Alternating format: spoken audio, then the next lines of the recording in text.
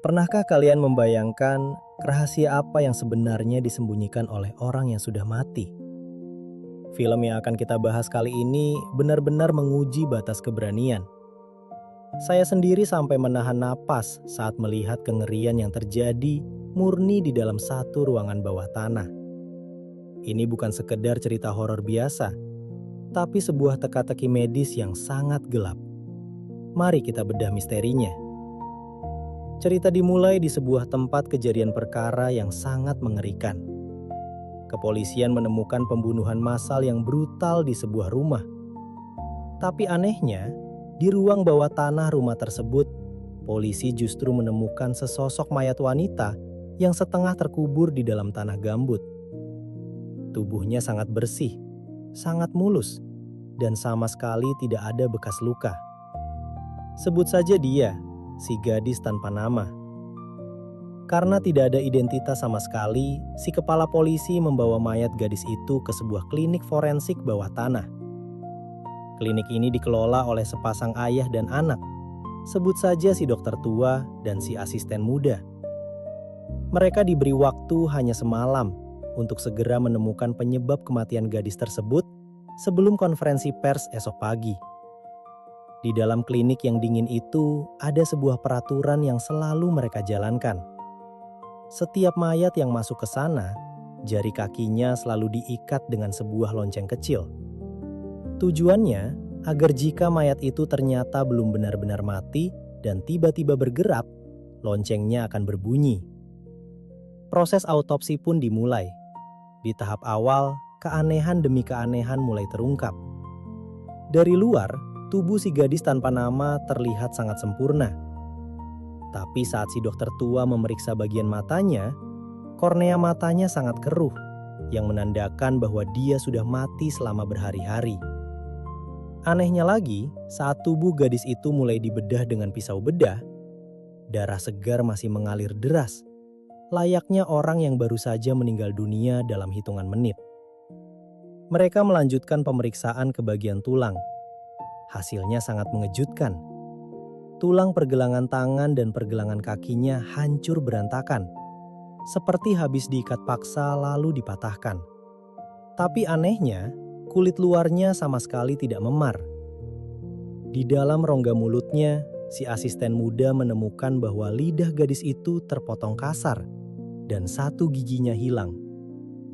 Ini adalah sebuah siksaan yang sangat brutal, namun berhasil disembunyikan dengan sangat rapi di balik kulit yang mulus. Suasana di ruang bawah tanah itu makin mencekam. Tiba-tiba, radio kuno di ruangan itu menyala sendiri, memutar sebuah lagu lawas yang liriknya sangat aneh. Di dunia luar, cuaca yang awalnya cerah berubah drastis menjadi badai petir yang sangat lebat, membuat aliran listrik di klinik bawah tanah itu berkedip-kedip tidak stabil. Namun dengan dedikasi penuh, si dokter tua dan si asisten muda tetap melanjutkan pekerjaan mereka. Mereka mulai membedah bagian dada dan memeriksa organ dalamnya. Di dalam sana, paru-paru si gadis tanpa nama menghitam parah, seperti kondisi seseorang yang dibakar hidup-hidup. Lebih gilanya lagi, pinggang gadis itu ternyata sangat mengecil di bagian dalam. Ketika kulit tubuh bagian dalamnya dikelupas, terlihat luka memar yang tercetak jelas. Seolah-olah gadis ini dipaksa memakai korset besi yang sangat ketat hingga menghancurkan tulang rusuknya. Puncaknya terjadi ketika mereka membedah bagian lambung. Di dalam lambung gadis itu, mereka menemukan sebuah lipatan kain kuno yang memiliki lambang dan tulisan angka Romawi yang aneh. Dan saat kain itu dibuka, di dalamnya terdapat gigi si gadis yang hilang.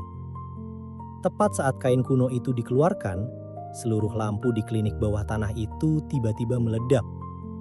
Ruangan seketika menjadi gelap gulita. Suasana sunyi pecah saat mesin pendingin mayat tiba-tiba terbuka, dan mayat-mayat lain yang ada di klinik itu menghilang dari tempatnya. Si dokter tua dan si asisten muda kini benar-benar terjebak di dalam ruang bawah tanah bersama kegelapan dan sesuatu yang sangat mematikan. Mereka mencoba berlari kabur menuju lift, tapi listriknya mati total. Mereka mencoba mendobrak pintu tangga darurat, tapi pintunya terhalang oleh sebuah pohon besar yang tumbang akibat badai di luar. Saat mereka terjebak kebingungan di lorong yang gelap, dari ujung lorong terdengar suara yang sangat merinding. Suara lonceng kaki berbunyi. Itu adalah lonceng milik mayat-mayat lain di klinik itu yang kini sedang berjalan mendekati mereka. Di tengah kepanikan yang luar biasa, si asisten muda melihat sesosok bayangan mendekat dari balik kepulan asap. Karena ketakutan yang memuncak, dia mengayunkan sebuah kapak besi dengan sangat keras ke arah bayangan itu.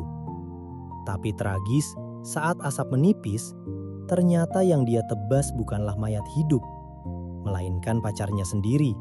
Sebut saja si gadis cantik. Sang pacar ternyata turun untuk menjemputnya pulang, namun justru tewas karena kesalahpahaman yang sangat fatal. Dengan hati yang hancur, si asisten muda dan si dokter tua mundur kembali ke ruang autopsi. Mereka menyadari bahwa sumber semua malapetaka ini adalah mayat si gadis tanpa nama. Penuh amarah, si asisten muda menyiramkan bensin ke sekujur tubuh gadis itu. Lalu dokter tua melempar korek api. Anehnya, api itu membakar seisi ruangan, tapi sama sekali tidak menghanguskan kulit si gadis. Mayat itu tetap utuh, bersih, dan tidak tersentuh api sedikit pun. Api akhirnya padam dengan sendirinya. Mereka kembali meneliti kain kuno yang ditemukan dari dalam perut si gadis tadi. Berdasarkan simbol Romawi yang tercetak, si dokter tua menyadari sebuah kenyataan yang mengerikan. Gadis ini adalah salah satu korban dari ritual perburuan penyihir di Salem pada abad ke-17. Dulu, gadis ini hanyalah manusia biasa yang kebetulan ditangkap. Namun, karena dia disiksa dengan ritual yang sangat brutal, siksaan itulah yang justru memicu kekuatan gelap dan mengubahnya menjadi penyihir sungguhan yang penuh dendam. Gadis ini sebenarnya tidak mati. Dia berada dalam kondisi koma gaib, merasakan setiap sayatan pisau bedah di tubuhnya. Dan kini, dia menuntut nyawa. Menyadari tidak ada jalan keluar lain, si dokter tua membuat keputusan pengorbanan yang sangat berat.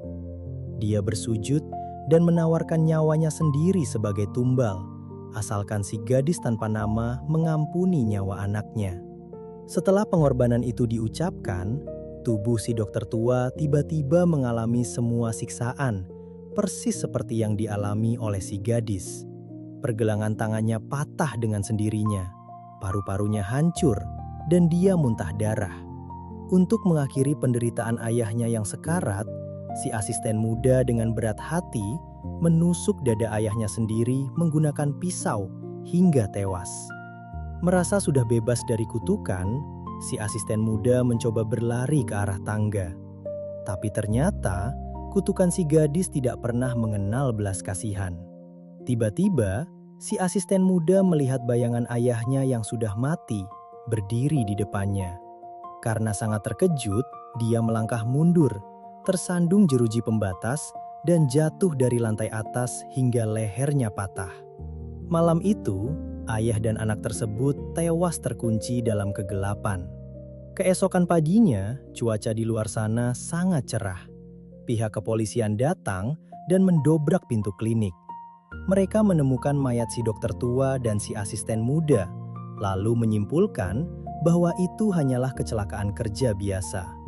Sementara itu, di tengah ruangan, mayat si gadis tanpa nama masih terbaring sempurna. Bahkan semua bekas sayatan bedahnya sudah menutup tanpa bekas. Di adegan terakhir, mayat gadis itu diangkut ke dalam ambulans menuju ke kota lain, siap untuk dibedah dan mencari tumbal-tumbal berikutnya. Film pun selesai. Asli, ini adalah salah satu film thriller dengan konsep yang sangat jenius. Semuanya hanya terjadi di satu tempat, tapi tensinya terus naik tanpa ampun. Sang sutradara berhasil membuktikan bahwa kengerian tidak harus selalu mengandalkan monster, tapi cukup dengan membedah rahasia gelap di dalam tubuh manusia. Keputusan sang ayah untuk mengorbankan dirinya demi sang anak juga sangat menyentuh. Meskipun endingnya benar-benar kejam. Kalau kalian yang berada di posisi asisten forensik tersebut, apakah kalian akan langsung lari sejak pertama kali melihat keanehan di tubuh mayat itu? Tulis jawaban kalian di kolom komentar ya.